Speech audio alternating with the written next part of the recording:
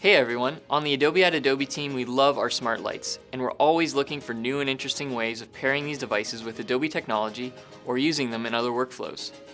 We have a couple of other videos in the works showing other uses for smart lights, but in this case we're talking about how we use the Philips Hue lights for video and photography.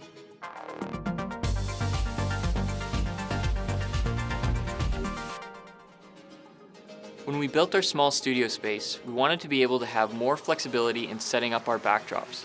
Part of that was our choice to have the room painted a very neutral gray color. I'll share the color in the description, but we chose gray for a couple of reasons. It helped cut down on the spill that we got from light sources in the room, helping us to better control the light in our studio space. And, for the purpose of this video, allows us to add color or light to the backdrop in order to achieve tons of different looks. We certainly didn't come up with this idea, as plenty of people have written about using gray backdrops for flexibility. Honestly, there are plenty of ways you can do this, like with gels and other lights you already have, but we had these Hue lights here at the office and decided to try them out. And we really like them since you can easily create so many different looks and colors with them. Here are some examples of other videos where we've used these lights to add some additional color to the background. Our setup is very basic. We went out and bought some simple fixtures from the hardware store that had these handy clips on them, and that let us attach them pretty much anywhere.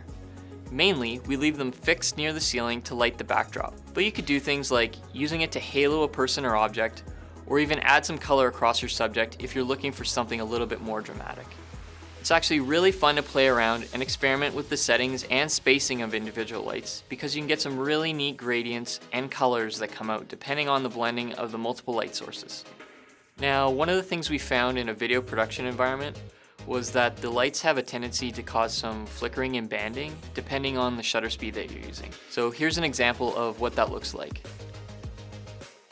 So that's a quick look at one way to bring some flexibility and color into a studio space, whether it's for your still or video shoot. It's definitely made it easier for us to change up our backdrops. We hope this gives you some new ideas for your own shoots. Let us know what you're doing in your studio, and feel free to ask any questions by commenting below.